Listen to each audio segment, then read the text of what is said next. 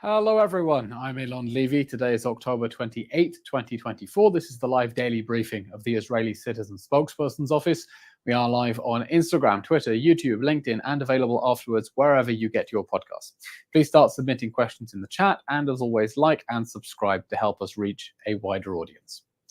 A Jewish man walking to synagogue was shot by someone shouting Allahu Akbar in Chicago, the United States.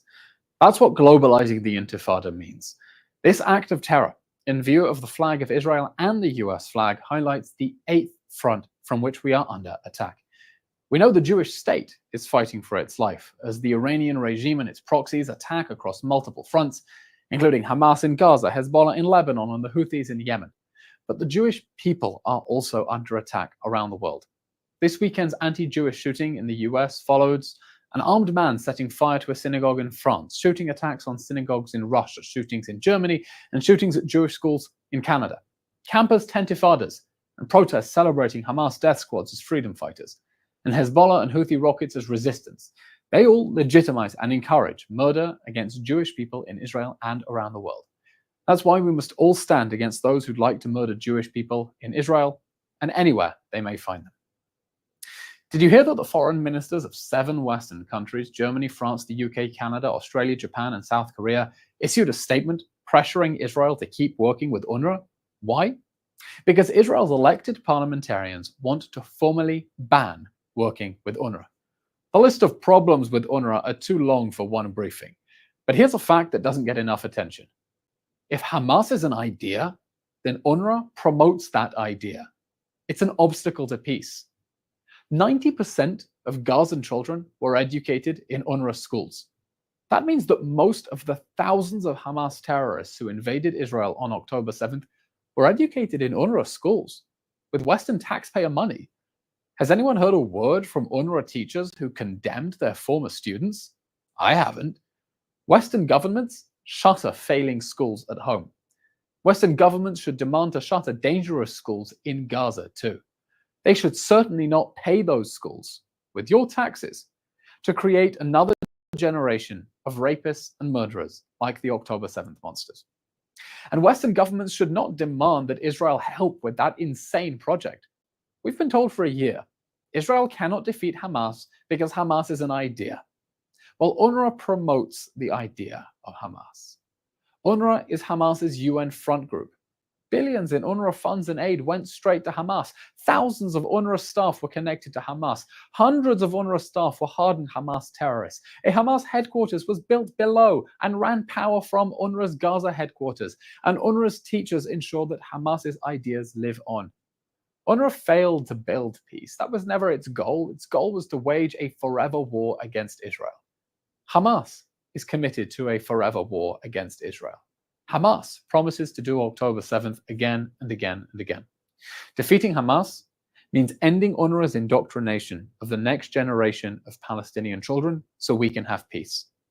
Peace with Gaza requires the 3 Ds. Destroy Hamas, demilitarize Gaza, deradicalize Palestinian society. Do you know where else Hamas likes to work? If you guessed hospitals, right answer. The IDF announced earlier today that 100 Hamas terrorists were caught in a hospital in Gaza, including some who took part in the October 7th massacre. After getting intelligence that terrorists had barricaded themselves inside the Kamal Adwan hospital in northern Gaza, Israel's special forces went in and captured them. Unsurprising for terrorists in a hospital, some of the Hamas terrorists tried to blend in with the civilians Israel was helping to get out of harm's way. An ambulance driver explained, Hamas uses the emergency vehicles to get around instead of them being used to help civilians. He added the staff are sick of Hamas using them. The Hamas terrorists had weapons cache and other terrorist gear stashed in the hospital. During the counter-terror operation, Israel brought in an additional generator to provide electricity and oxygen for the patients. We've seen this story again and again and again in the past year. Hamas turned hospitals in Gaza into military bases. And whatever the World Health Organization tells you, terrorists don't get immunity just because they hide in the basement of a hospital. So what's the response from the World Health Organization? Total silence, as always. We'll take some questions now from the audience watching live on social media. A reminder that you can submit questions wherever you're following. Thank you, Elon. There's a headline now that Egypt proposes a 2-day ceasefire for release of 4 hostages. Johnny Miles is asking on our YouTube Live, will Israel accept Egypt's 2-day ceasefire for hostages? The minister is insisting here in Israel that the negotiations be conducted under fire. What that means is that Israel is open to a pause in the fighting that would enable us to get hostages out, but not to a pause in order to buy time for negotiations. Hamas needs to make a decision.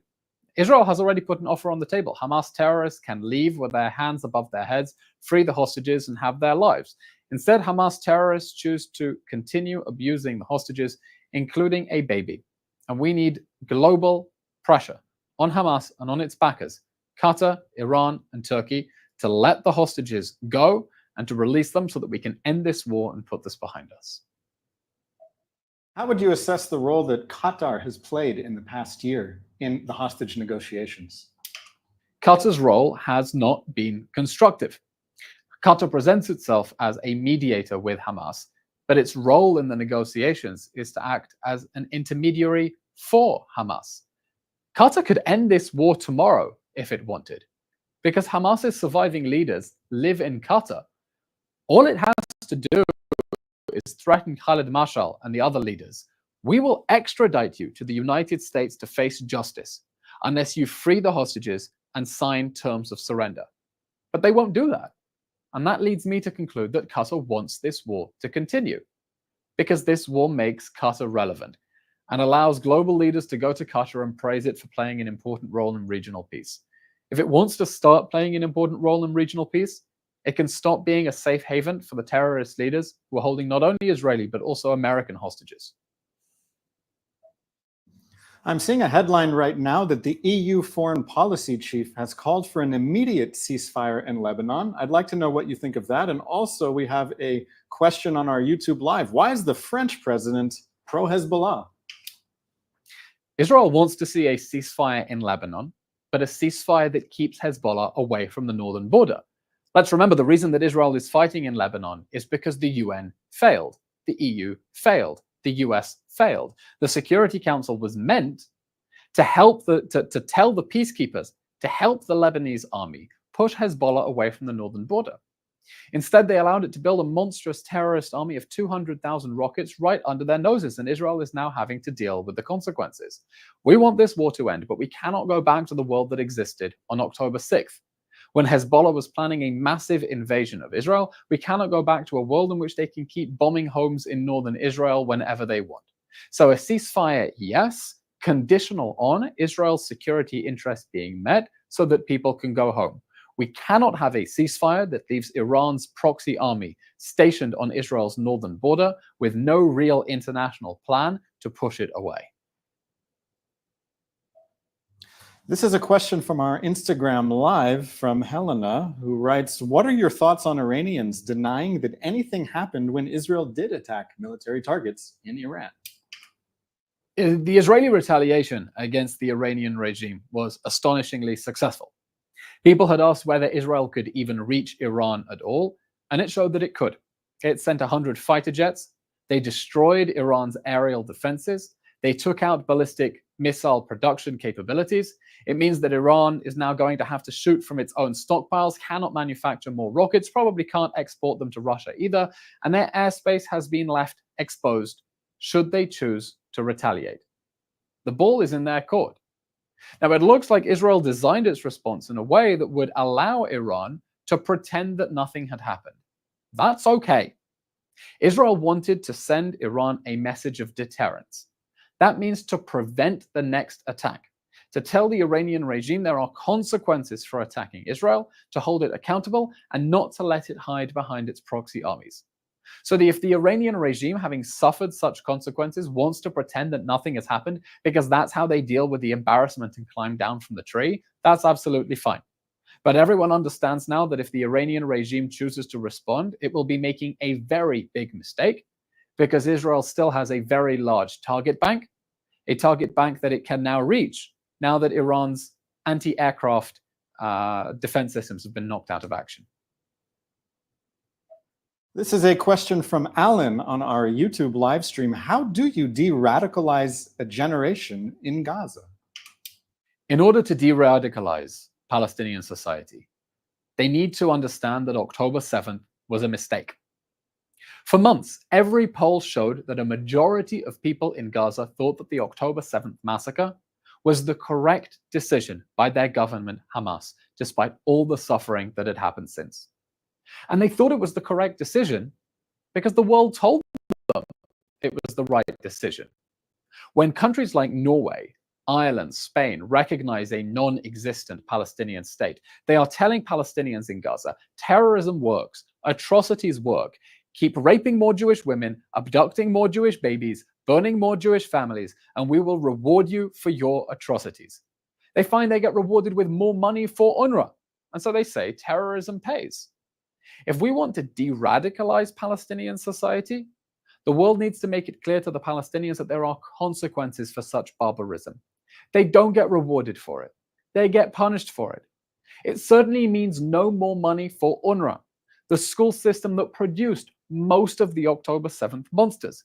Because most children in Gaza go through UNRWA schools, that means most of the terrorists are graduates of UNRWA schools. Any school system that produces 3,000 people who invade civilian communities in order to behead, burn, and mutilate people should not be allowed to continue, definitely not with Western taxpayer funding.